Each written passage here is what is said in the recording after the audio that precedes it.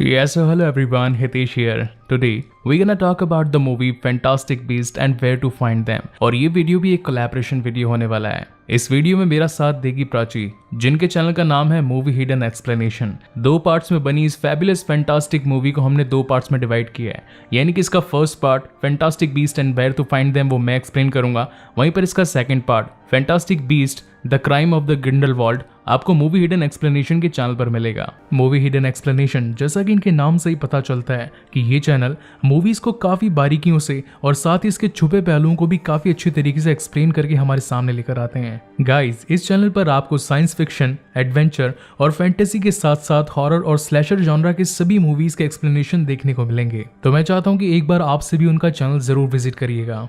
आप सभी को ये बात कहते हुए मुझे काफ़ी खुशी हो रही है कि इंडिया में सबसे पहले अगर हैरी पॉटर की कंप्लीट फ्रेंचाइजी को किसी ने एक्सप्लेन किया था तो वह आज से ठीक 1 साल पहले मैंने ही किया था। हैरी पॉटर का मैं बहुत बड़ा फ़ैन हूँ और ये मेरी one of the favourite series है। हालांकि कई लोगों की मार्वल फेवरेट होगी, कई लोगों की डीसी होगी, कुछ लोगों की एक्समैन भी फेवरेट हो सकती है जिन्हें मैंने एक्सप्लेन किया है, बट मेरी खुद की पर्सनल अगर कोई franchise top of the one है so that is the only one called Harry Potter. और ये एक हैरी पॉटर का प्रीक्वल पार्ट है।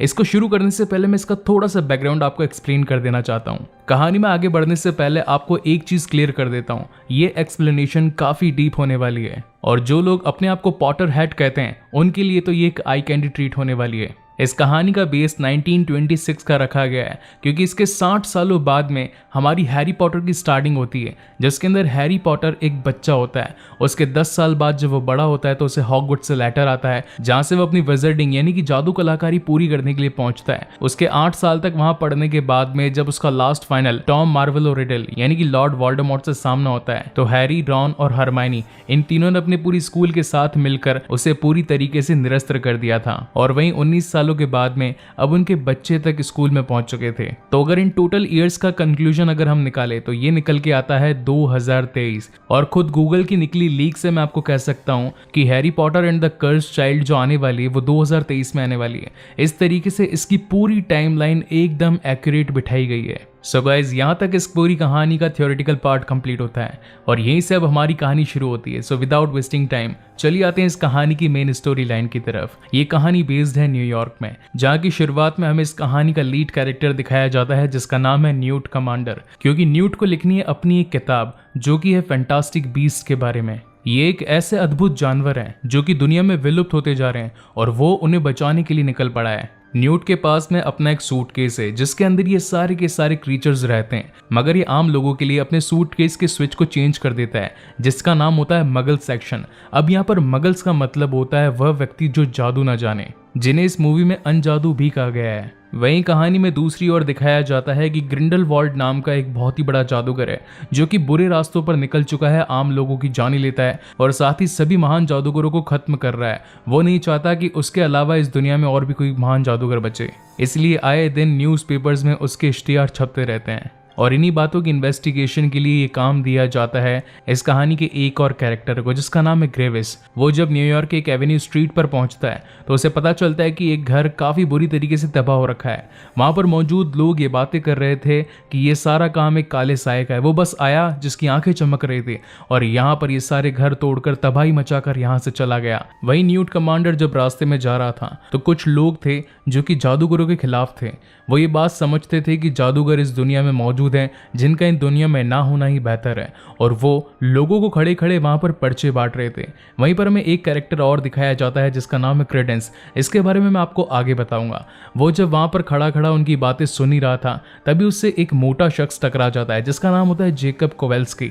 उसके पास में भी बिल्कुल सेम टू सेम सूटकेस होता है और गलती से टकराने की वजह से उन दोनों के सूटकेस चेंज हो जाते हैं। बेसिकली जेकब वहां पर एक बैंक में अपने लोन पास करवाने के लिए आया था और अब जब जेकब के पास में न्यूट का सूटकेस था तो उसके अंदर तो वो सारे के सारे क्रीचर्स थे जिनको वो हमेशा से छुपा कर रखा करता था। तभी उनमें से एक क्रीचर बाहर आ जाता है जिसका नाम होता है निफलर। ये हर चमकती चीज को चुराने की कोशिश करता है। वहां मौजूद वो सभी के जूते चप्पल में जहां पर भी हीरे मिलते हैं बस उन्हें अपने पेट की सीक्रेट थैली में डालता जाता है। और जब ये बात न्यूट को पता चलती है तो वो अपना बैग लेने के लिए फिर से उसके पास पहुंचता है, मगर तब तक निफलर ने वहां पर काफी चोरी कर ली थी और जब वो न्यूट के आंखों के सामने आता है तो वो उसे पकड़ने के लिए अपनी जादुई शक्ति का इस्तेमाल करता है। लेकिन इस पूरी एक्टिविटी में अब जेकब भी उसके साथ हो जाता है। वहीं से निफलर उन दोनों की आंखें बचाता हुआ वहां से एक तिजोरी में चला जाता है। अब न्यूट तो खुद ही एक जादूगर होता है, तो वह अलो हमोरा करके उस तिजोरी को खोल देता है, जो कि बैंक की मेन तिजोरी होती है। वहां पर काफी सारा सोना पड़ा होता है। निफलर तो मानो सोने को देखकर पागल हो चुका था और वह सारा खजाना बस अपने पेट की थैली में डालता जा रहा था। और वहीं पर न्यूट अब उसको गुदगुदाते हुए उसका सारा खजाना उसके पेट से गिराने की कोशिश करता है, लेकिन तभी वहां पर उस पूरे बैंक की पुलिस पहुंच जाती है। अब न्यूट नहीं चाहता था कि वो और साथ ही जेकब पुलिस के हाथों पकड़े जाए, इसीलिए वो छूमंतर होकर वहां से निकल जाता है। लेकिन ऐसा करते हुए उसे एक ऑरर देख लेती है। ऑरर यानी जादूगरों की पुलिस। न्यूट नहीं चाहता था कि अभी तक जेकब ने जो भी देखा वो उसे याद रहे, इसीलिए वो स्मृति विलोपम मंत्र का यूज करके उसकी सारी याददाश्त गुम करना चाहता था। लेकिन तभी वहां से जेकब उसी का सूटकेस उसके मुंह पे मारकर वहां से भाग जाता है और जब तक न्यूट उसे देखता है तब तक वो वहां से गायब हो चुका था। वहीं पर पहुंच जाती है टीना और वो उसे छू मंतर करके एक साइड की लोकेशन पर लेकर आती है और वो उसे कहती है कि आखिर तुम आम पब्लिक के बीच में जादू क्यों कर रहे हो? क्या तुम्हें पता नहीं है कि मगल्स के बीच में जादू नहीं करना चाहिए? और साथ ही मैंने तुम्हारे एक पेट को भी देखा जो कि अंधाधुंध चोरी करता जा रहा था। मैं एक ऑरर हूं और मुझे इस बात की कार्यवाही करनी पड़ेगी, तुम्हें मेरे साथ अदालत में चलना पड़ेगा। और वहीं से वो उसे लेकर वहां के जादू मंत्रालय में पहुंच जाती है। जादू मंत्रालय तो मानो एक अलग ही दुनिया थी। ये मंत्रालय हमने कई बार हैरी पॉटर की मूवीज में देखा है। जब टीना वहां की हेड को बताती है कि मैंने एक ऐसे शख्स को पकड़ा है जो कि पूरे शहर में अपने जानवरों के साथ चोरी करते पकड़ा गया, तो उसकी हेड कहती है कि तुम्हें तो ऑररशिप से हटा दिया गया है, अब तुम यहाँ पर इस पद पर नहीं हो, इसलिए मैं तुम्हारी कोई बात नहीं सुनने वाली। वहीं पर एक शख्स और बैठा होता है जिसका नाम होता है ग्रेविस। साथ ही हमें यहाँ पर यह भी पता चलता है कि टीना जादू मंत्रालय के वॉन्ड्स रजिस्ट्रेशन डिपार्टमेंट में काम करती है, यानी कि जादुई छड़ियों का रजिस्ट्रेशन। और जब वो उसे पकड़ नहीं पाती, उसके खिलाफ कोई कार्यवाही नहीं कर पाती, तो वो उससे कहती है कि आखिर तुम यहाँ पर क्यों घूम रहे हो? तब वहां पर न्यूट एस कमांडर बताता है कि मेरा एक निफलर है जो कि हर चमकती चीज को चुराने की कोशिश करता है और वो अभी मेरे बैग से फरार है। हमें जल्द से जल्द उसे ढूंढना पड़ेगा, वरना वो शहर की काफी सारी कीमती चीजें चुरा लेगा। और इसी बात से अब वो दोनों उसको ढूंढने के लिए पूरे शहर में निकल पड़ते हैं। वहीं पर सीन शिफ्ट होता है जेकब की ओर। जेकब बेसिकली क्रैन फैक्ट्री में काम किया करता था, मगर उसे वो काम काफी बोरियत का लगता था, इसलिए वो ये चाहता था कि वो खुद की एक बेकरी खोल ले और इसी के लिए वो लोन लेना चाहता था बैंक से। वो अपने हाथों द्वारा बनाई गई पेस्ट्रीज भी वहां के मैनेजर के लिए लेकर गया था, मगर बैंक के मैनेजर ने उसे ये कहकर मना कर दिया कि जब तक तुम्हारे पास में गिरवी रखने के लिए कोई चीज नहीं तब तक मैं तुम्हें लोन नहीं दे सकता। मगर इस वक्त तक जेकब को ये बात पता ही नहीं थी कि उसका बैग अब चेंज हो चुका है। और वहीं घर में अब जब वो अपने बैग को खोलकर देखता है तो उसके अंदर से 6 बड़े बड़े पीस निकलकर भाग जाते हैं, जिनका नाम होता है डैमीगाइज, मर्टलैप, एरमपेंट, निफलर, बिलीविग, ओकैमी। वहां मची तबाही को देखते हुए अब न्यूट कमांडर और साथ ही टीना को यह पता चल जाता है कि जरूर उस बैग को खोला गया है। और वो दोनों चुपचाप जब उसके घर में पहुंचते हैं तो उन दोनों को पता चलता है कि मर्टलैप ने जेकब के गले पर काट लिया है, जिसकी वजह से अब वो काफी निढाल हालत में हो चुका है, वो काफी बेहोशी में हो चुका है और उसे काफी ज्यादा पसीना आ रहा है। तो न्यू टीना को कहता है कि हमें इसकी मदद करनी पड़ेगी, अगर हमने इसे इसी हालत में छोड़ा तो हो सकता है कि शायद ही मर भी जाए। जादूगरों का इस पर कुछ असर नहीं होता, लेकिन मगल्स का मैं कुछ कह नहीं सकता। वहीं हमें न्यूयॉर्क का लोकल न्यूज़पेपर हेडक्वार्टर दिखाया जाता है, जिसको ओन कर रहे होते हैं हेनरी शॉ। वहीं पर उनका बेटा लैंगडन शॉ पहुंचता है और वो कहता है कि पिताजी, मेरे पास में एक जोरदार खबर है। मेरे पास में कुछ ऐसे लोग हैं जो ये जानते हैं कि जादुई लोग असलियत में इस दुनिया में एग्जिस्ट करते हैं, और मैं चाहता हूं कि आप ये खबर अपने न्यूज़पेपर में छाप दें। मगर तब हेनरी शॉ अपने बड़े बेटे यानी कि सेनेटर शॉ के साथ में बैठकर बातचीत कर रहे थे आने वाले राजनीतिक कैंपेन्स के बारे में, और इस खबर को जायज समझते हुए वो उन लोगों को जाने के लिए कह देते हैं। वहीं पर अब सेनेटर भी उनकी काफी बुरी बेइज्जती कर देता है। दूसरी ओर टीना अब न्यूट और साथ ही जेकब को लेकर अपने घर पहुंचती है। वहां पर हमें टीना की सिस्टर भी दिखाई जाती है जिसका नाम होता है क्वीनी। ये दोनों ही सिस्टर्स जादूगरनियां होती है। क्वीनी जिसके पास में मन को पढ़ने की ताकत होती है, जिसे कि मन भेदक भी कहा जाता है। ये ताकत काफी खास लोगों में पाई जाती थी। उन दोनों लोगों को देखकर क्वीनी काफी खुश हो जाती है, क्योंकि उसने आज से पहले लोगों के साथ में कभी संबंध बढ़ाए ही नहीं थे। उन दोनों के स्वागत के लिए वो काफी अच्छा खाना तैयार करती है। इस बात को देखकर जेकब काफी खुश हो जाता है और वो कहता है कि तुम्हें तो कुकिंग काफी अच्छी आती है, इसी के साथ मुझे भी कुकिंग का काफी शौक है। तुम्हारा ये लजीज खाना खाकर तो मैं अपनी सारी कुकिंग भूल गया। इस बात से क्वीनी काफी खुश हो जाती है और अंदर ही अंदर दोनों की केमिस्ट्री सेट हो जाती है। वहीं शाम को जब क्रेडेंस रोड पर अपने टेम्पलेट्स को बांट रहा था तो ग्रेविस उसे देख लेता है और उसे कहता है कि मुझे तुम कुछ अलग लग रहे हो। मैं जानता हूं कि तुम जरूर उस जादुई बच्चे को जानते होगे जिसके पास में अदम्य शक्ति है। अगर तुम उस बच्चे का पता मुझ तक पहुंचा दो तो मैं तुम्हें एक जादूगर बना दूंगा। जेकब का जहर अभी तक खत्म नहीं हुआ था, इसीलिए वहां पर टीना उन दोनों के लिए कॉफी लेकर आती है और कहती है कि अगले दिन जब हमें समय मिलेगा तो हम इसका जहर उतार कर इसका स्मृति विलोपन कर देंगे, जिससे कि इसे कुछ भी याद नहीं रहेगा। और जब टीना वहां से जाती है तो न्यू टेस्ट कमांडर सीधा अपना सूटकेस खोलता है और अपने जानवरों के पास चला जाता है और साथ ही अब जेकब को भी अंदर बुला लेता है। अंदर पहुंचने के बाद तो हमें वहां पर एक काफी बड़ी दुनिया दिखाई पड़ती है। जिस तरीके से नार्निया मूवी के अंदर वार्डरोब खोलती एक पूरा नार्निया का शहर दिखाया जाता है, उसी तरीके से सूटकेस के अंदर अपनी ही एक दुनिया थी जहां पर हमें काफी शानदार जीव दिखाए जाते हैं। हमेशा एस कमांडर के पास में उसका एक बोट रकल होता था जिसे कि वो पिकेट कहता था। वहीं पर वो बताता है कि उसके पास में एक सूपिंग ईवल भी है जिसकी जहर की बूंदों से स्मृति विलोपम का काढ़ा बनाया जा सकता था। साथ ही वो जेकब को अपने थंडरबर्ड यानी कि फ्रैंक से भी मिलवाता है और बताता है कि ये फ्रैंक काफी मजबूत और काफी बड़े होते हैं। ये मुझे इजिप्ट में वीडियो में जकड़ा हुआ मिला था, इसकी असली जगह एरिजोना में, और सिर्फ फ्रैंक के लिए मैं यहाँ पर न्यूयॉर्क आया हूँ। उन सभी जानवरों को देखने के बाद में जेकब को ये पता चलता है कि यहाँ पर न्यू टेस्ट कमांडर ने अपनी वो दुनिया बना रखी है जहाँ पर ये ऐसे अद्भुत जीवों को रखता है जो कि विलुप्ति के कगार पर हैं। वहीं पर जेकब को अदम्य शक्ति दिखती है और तभी वहां पर न्यूट पहुंच जाता है और वो उसे कहता है कि इससे दूर रहो, कभी भी इसके पास मत आना। तो जेकब पूछता है कि आखिर ये क्या है। तब वहां पर न्यूट बताता है कि अदम्य शक्ति और अदम्य व्यक्ति अगर ये दोनों मिल जाएं तो ये पूरी दुनिया को तबाह कर सकते हैं। अभी अदम्य शक्ति और अदम्य व्यक्ति क्या होते हैं ये मैं आपको आगे इस कहानी में बताऊंगा।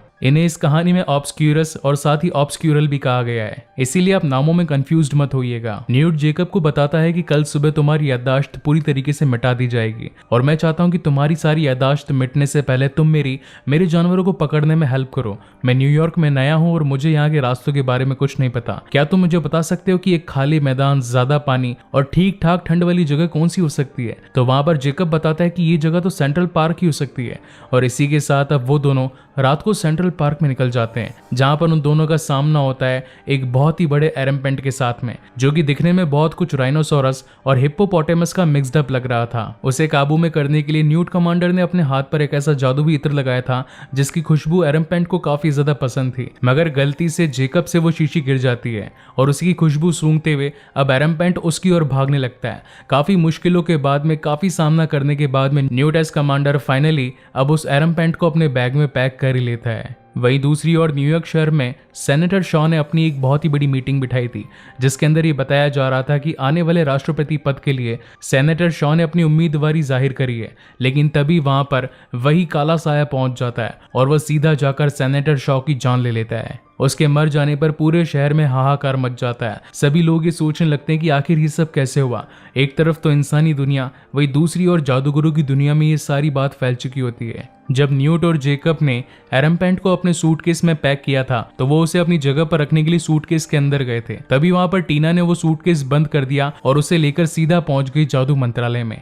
वहां पहुंचने पर उसे पता चलता है कि यहाँ पर तो ऑलरेडी एक बहुत ही बड़ी मीटिंग चल रही थी सभी जादूगरों के बीच में। तो वहां पर उनकी हेड कहती है कि क्या तुम्हें पता है कि तुमने कितनी बड़ी गुस्ताखी करी है? तब वहां पर टीना कहती है कि मेरे पास में एक ऐसा सूटकेस है जिसकी वजह से ये सारे के सारे कांड हो रहे हैं। इसी के बैग में से कुछ ऐसे जानवर निकले हैं जो कि अद्भुत शक्तियां रखते हैं। और उसका जब बैग खुलाया जाता है तो वहां से न्यू रेस कमांडर भी निकलता है और साथ ही जेकब भी निकलता है। और तभी वहां पर उनकी हेड ये आदेश देती है कि इन तीनों को जेल में ले जाओ और इनसे पूछताछ करो। वहां पर उनके सामने ग्रेविस भी होता है और ग्रेविस एक एक करके उन सभी से क्वेश्चन आंसरिंग करने लगता है। न्यूट से बातें करते वक्त वो अदम्य शक्ति को उसके सामने लेकर आता है और कहता है कि आखिर ये तुम्हारे पास में क्या कर रही है? क्या तुम्हें पता है कि ये कितनी खतरनाक है? तो न्यूट कहता है कि ये मैंने एक 8 साल की बच्ची में से निकाली थी।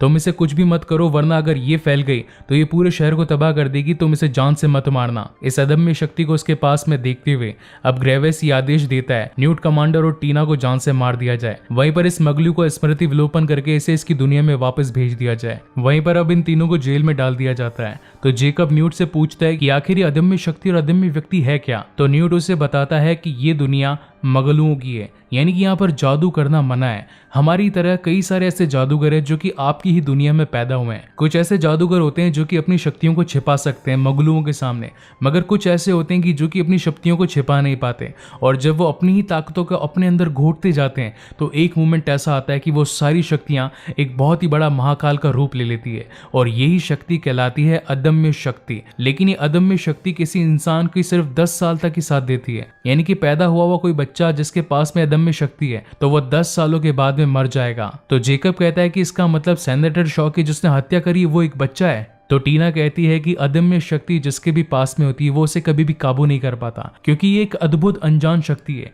ये कभी भी कोई भी रूप ले सकती है, किसी भी चीज को तबाह कर सकती है। ये अपने आप बेकाबू होकर हर जगह पर बस तबाही मचाती रहती है। और जब वहां पर कुछ पुलिस वाले आकर न्यूट कमांडर और साथ ही टीना को अपने साथ लेकर जाते हैं, तभी वहां पर पीछे से बोट रकेल न्यूट के हाथ के ताले खोल देता है और न्यूट अपने सूपिंग ईवल के साथ में वहां के ऑर्डर्स का सामना करते हुए टीना की जान बचाते हुए निकल जाता है। अब ये सारी बातों की खबर क्वीनी को भी चल रही थी, क्योंकि वो तो मन भेदक थी। उसे सबके राज सबके मन पड़ने आते थे, और जब उसे पता चलता है कि मेरी बहन खतरे में, तो वो उसकी मदद करने के लिए अब सीधा पहुंचती है सबसे पहले तो जेकब के पास में, और उसे छुड़वाकर मंत्रालय से न्यूट का बैग लेकर अब सीधा पहुंच जाती है टीना और न्यूट के पास में। क्वीनी उन तीनों को ही उनके सूटकेस में डालकर वहां से सबको चकमा देते हुए निकल जाती है। वहां से सभी एक मीनार पर पहुंचते हैं और आपस में डिस्कस करने लगते हैं कि और कितने जानवर है जिन्हें हमें उनकी जगह पर पहुंचाना है। तो वहां पर न्यूट कहता है कि एक और ऐसा जानवर है जो कि अदृश्य है, जिसका नाम है डेमीगाइज। वो मगलू को दिखता नहीं है, मगर हम जैसे जादूगरों यानी कि विजर्ड्स को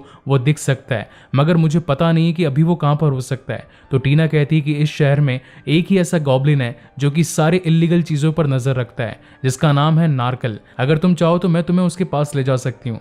और वहीं से अब ये चारों पहुंच जाते हैं नार्कल से मिलने के लिए। वो एक मैजिकल बार जैसा लगता है जहाँ पर हर चीज़ जादू से हो रही थी, और तभी वहाँ पर नार्कल उनके सामने आता है। तो वहाँ पर न्यूट उससे पूछता है कि क्या तुम मुझे बता सकते हो कि मेरा डेमीगाइज कहाँ पर है। तो वो उसे कहता है कि हर चीज़ की एक कीमत होती है, असली दाम चुकाओगे तो असली चीज़ के बारे में पता चल जाएगा। तब वहां पर न्यूट उसे एक दूरबीन देता है, मगर वो उसे कहता है कि मेरे पास तो ऐसे 5 है। इसके बाद में न्यूट उसे ऐश वाइंडर एग देता है और कहता है कि ये बहुत ही खास हैं, अगर तुम चाहो तो ये ले सकते हो। मुझे ही बता दो कि मेरा डेमीगाइज मुझे कहां पर मिलेगा। और गलती से वहां पर उस गॉब्लिन की नजर पड़ जाती है बोट रकल पर। वो उसे कहता है कि ये तो हथकड़ियां खोल सकता है ना, मुझे यही चाहिए। अगर तुम मुझे ये दे दोगे तो मैं तुम्हें बता दूंगा कि तुम्हारा डेमीगाइज कहां पर है। और नहीं चाहते हुए भी न्यूट को अपना बोट रकल उसे देना ही पड़ता है। तब वहां पर वो गॉब्लिन बताता है कि 5th एवेन्यू स्ट्रीट पर कुछ अजनबी अनकही घटनाएं हो रही है, क्या पता शायद वो तुम्हारा डेमीगाइज हो। लेकिन यहीं पर ये गॉब्लिन एक चाल खेल जाता है। ये इनकी इन्फॉर्मेशन भी पुलिस वालों को यानी कि ऑर्डर्स को दे देता है,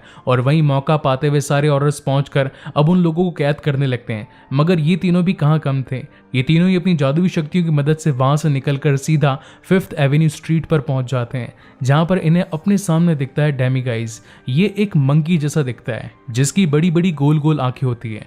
और तब न्यूट बताता है कि डेमीगाइज भविष्य को देख सकते हैं। मैं इसे डोगल कहकर बुलाता हूँ, और जरूर डोगल ने ऐसा कुछ खास देखा होगा, इसी वजह से वो यहाँ पर है। और तब हमें पता चलता है कि उसी के बैग से निकला एक ओकेमी भी वहां पर है। ये ओकेमी एक काफी खास तरीके के जानवर होते हैं। इनके अंदर जगह के हिसाब से अपने आप को बड़ा करने की पावर भी होती है, और साथ ही जगह के हिसाब से अपने आप को बिल्कुल छोटा कर लेने वाली पावर भी होती है। वहां उन्हें पाकर वो काफी बेकाबू हो जाता है और पूरी की पूरी बिल्डिंग में तबाही मचाना शुरू कर देता है। तब न्यूट कहता है कि अगर हमें ओकेमी को पकड़ना है तो मुझे एक कीड़ा चाहिए और साथ ही एक टी पॉट भी चाहिए। अब वहीं पर जेकब तो ढूंढने लगता है कॉकरोच, एक कीड़े को, वहीं दूसरी ओर टीना ढूंढने लगती है एक छोटे से पॉट को। और एक मोमेंट पर इन दोनों को ही अपनी खास चीजें मिल जाती है।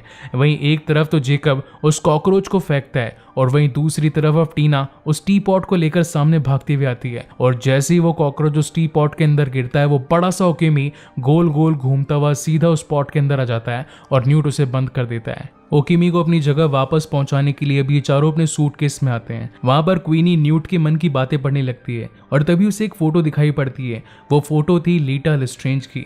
तब वो उसे पूछती है कि आखिर ये कौन है। तो न्यूट उसे बताता है कि हम स्कूल में काफी अच्छे दोस्त हुआ करते थे। वो दोनों अपने स्कूल की बातें करने लगते हैं। तभी जेकब उससे कहता है कि यहाँ पर अमेरिका में है कोई जादूगरी का स्कूल, क्योंकि मुझे भी जादू सीखना है। तो वहां पर क्वीनी कहती है कि हाँ, एल्वरमॉर्नी जैसा कोई भी जादूगरी का स्कूल नहीं। ये बात सुनकर न्यूट कहता है कि हॉगवर्ट्स जैसा कोई स्कूल नहीं। अगर आप जानना चाहते हैं कि जादूगरी के कितने स्कूल हैं, तो ये टोटल 11 हैं। और अगर आप इन सभी 11 के बारे में ज़्यादा डिटेल से जानना चाहते हैं तो इसकी पूरी डिटेल आपको अंजलि गोविल के चैनल पर मिल जाएगी। और इसी के साथ आप भी मुझे ये बताना कि आप में से कौन कौन जना पॉटर हेड है, जो कि अपने आप को पॉटर हेड कहता है। मैं तो अपने आप को बेशक कहता हूँ, और आप सभी भी मुझे कमेंट्स में ज़रूर बताइएगा। वहीं दूसरी ओर अब ग्रेविस को क्रेडेंस पर शक होने लगता है, और वह सीधा उसके पास में पहुंच जाता है। और वो कहता है कि मैं जानता हूं कि जिसके पास में भी अदम्य शक्ति होती है वो 10 साल से ज़्यादा नहीं जी सकता।